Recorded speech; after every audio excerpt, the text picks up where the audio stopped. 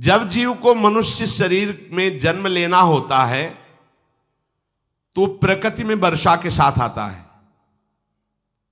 प्रकृति में वर्षा के साथ आया, और फसल में मूली, गाजर, गेहूं, अन्न, इनमें वो जीव प्रवेश करता है और उसे माता पिता दोनों पाते हैं।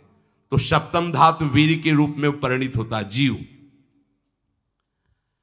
वो वीर कण के रूप में माता के उदर में जब प्रवेश करता है तो एक रात्रि में मां का और पिता का, दोनों का वो जो वीर मिलता है, उस रज और वीर के मिलने से एक कलल सा बनता है।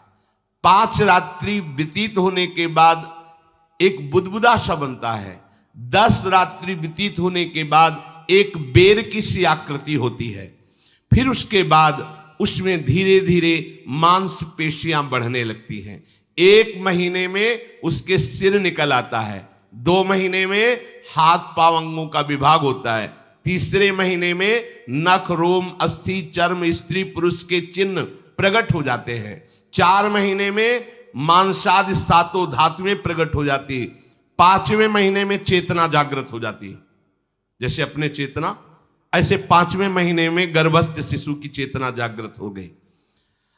जीव है पर चेतना 5 महीने बाद मां के गर्भ में जागृत। अब उसे भूख लगती है, प्यास लगती है, वहां की तापमयी जलन, पीड़ा, छोटे छोटे कीड़ों के द्वारा काटना, 6ठे मास में झिल्ली से लपटा हुआ मां की दाहिनी कोख में कीड़े की तरह तड़पता है। उस समय माता को कड़वे और खट्टे पानी की लालसा होती है, जिससे उसके अंगों में जाकर भयंकर जलन होती है। यह है भोग। वो कृमि कीड़े की तरह तड़पता है। मलमूत्र के गड्ढे में बीच में झिल्ली में बंधा हुआ वो जीवात्मा सुकुमार तो होता है, वहां के कीड़े उसे नोचते हैं छोटे छोटे, वो तड़पता है।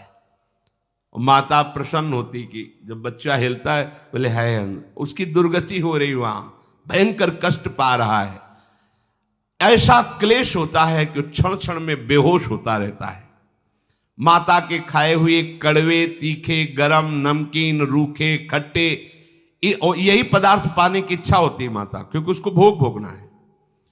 उसके कोमल शरीर में भयानक पीड़ा होती है जब माता ऐसे पदार्थ खाती है।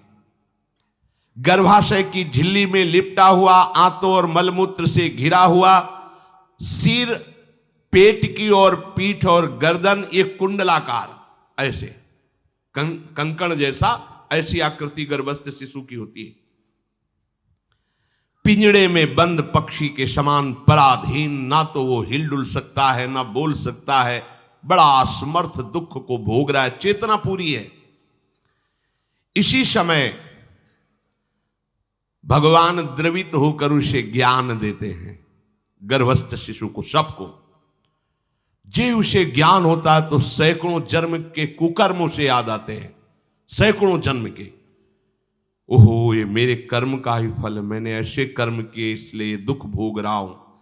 बेचैन हो जाता है, कैसे निपट पाऊंगा, सैकड़ों जन्म के कर्म जमा है। अब महान अशांति उसके हृदय में, उस शरीर में भयंकर पीड़ा। कुंडलाकार शरीर है, हिल भी नहीं सकता है, बस कीड़े काटते, बड़ी तड़पन, बड़ी जलन, भूख प्यास की जलन। अब एक और भयानक जलन हुई, उसे स्मरण हो जाता है कई जन्मों के, सैकड़ों जन्मों के पाप कर्मों का। 7वां महीना आरंभ हुआ कि ज्ञान का उन्मेष हो गया। अब प्रसूति वायु उसे चला रही है, तड़पता है वो। सप्त धातु में स्थूल शरीर से बंधा हुआ वो जीव भयभीत होकर के पुकारता है, अगर कोई भगवान है तो एक बार मुझे यहां से निकाल दे। वो विनय करता है भगवान से,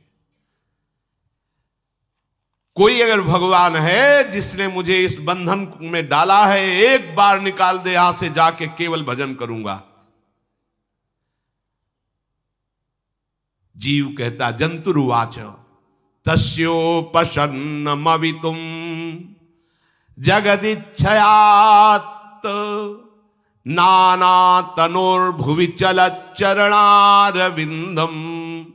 सोहम ब्रजामि शरणम रकुतो भयम में येने दृशी गतिरदर्श सतोनुरूपा।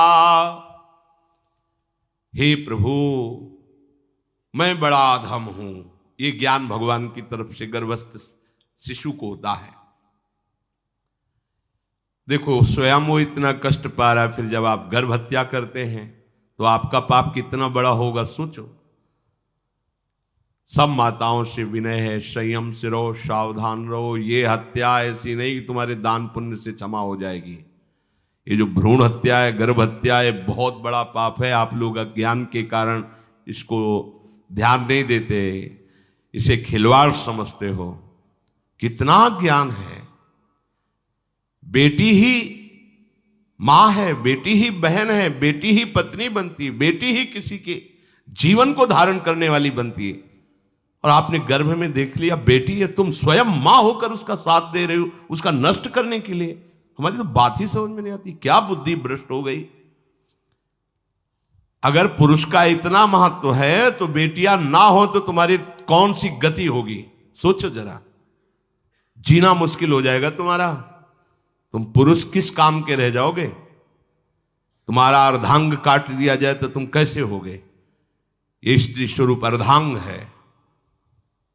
जिस घर में एक मां बहन नहीं है, स्त्री स्वरूप नहीं, श्मशान जैसा वो होता है। ध्यान दीजिए, ये बहुत बड़ी गलती है जो अपनी बेटियों की हत्या करते हैं। और ये वो पाप है जो अक्षम्य अपराध है। स्त्री हत्या करना शास्त्रों में बहुत बड़ा पाप कहा गया है। फिर वो तो बच्चा है, बिल्कुल नहीं। जिनसे हो गया है, श्रीमद् भागवत का सप्ताह मूल संस्कृत से सुनो और भगवान से प्रायश्चित प्रार्थना करो कि हे नाथ, भूल से गलती हो गई, दूसरा कोई उपाय नहीं। ध्यान से समझ लीजिए, तुम्हारे भ्रूण हत्या, गर्भ हत्या के पाप को नष्ट करने में एकमात्र श्रीमद् भागवत समर्थ है, दूसरा कोई नहीं। कोई दान पुण्य तीर्थ स्नान तुम्हें क्षमा नहीं कर पाएगा। यह ऐसा महापाप है। अगर हृदय में जलन करके और मूल संस्कृत के द्वारा पूरी 7 दिन में भागवत श्रवण की जाए नियम से, तो भागवत समर्थ है, इस हत्या के पाप से भी आपको मुक्त कर देगी। जिनके ऐसे हत्या हो गई हो करवा लो, नहीं तो बुद्धि आगे भ्रष्ट करके तुम्हें हरि गुरु से विमुख कर देगा। ये पाप ऐसा नहीं कि तुम्हें 2-4 माला घुमाने से क्षमा हो जाएगा। ये महत अपराध है। सबकी समझ में नहीं आता, समझ जाओ, नहीं तो आप जहां भी हो वहीं से भ्रष्ट कर देगा। ये अपराध नष्ट नहीं होगा, श्रीमद् भागवत की कृपा से नष्ट हो जाएगा। यह हमें बहुत विश्वास है। श्रीमद् भागवत सप्ताह की यह है ही महामहिम। प्रेत योनि को प्राप्त धुंधकारी को सीधे भगवत पार्षद स्वरूप देकर परम पद में आरूढ़ कर दिया, केवल 7 दिन की। मूल संस्कृत